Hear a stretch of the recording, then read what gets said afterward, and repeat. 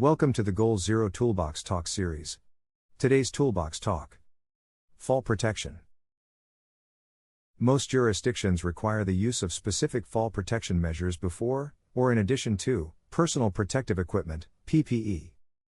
These measures generally include the use of some of the following: fixed barriers, for example handrails, guardrails.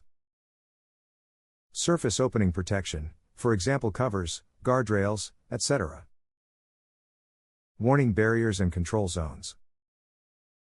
Fall or travel restraint systems, in other words, a system to prevent a worker from falling from a work position, or from traveling to an unguarded edge from which the worker could fall.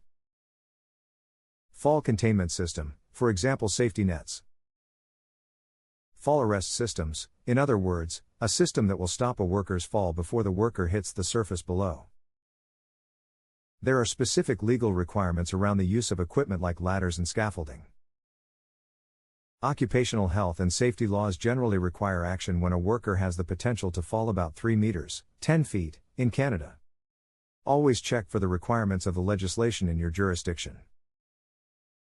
In most cases, fall protection is required when other means of fall protection are not available or possible, such as guardrails.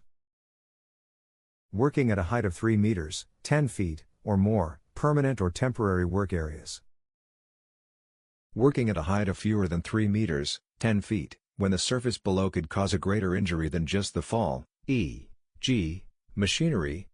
Risk of drowning in water or other liquid, open tanks, vats, or pits containing hazardous materials, materials that can shift.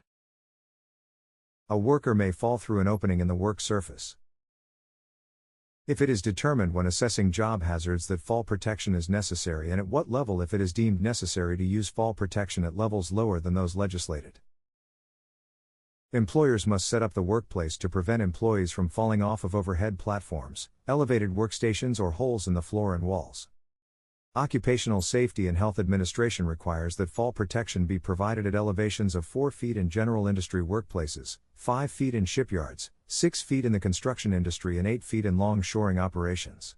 In addition, OSHA requires that fall protection be provided when working over dangerous equipment and machinery, regardless of the fall distance.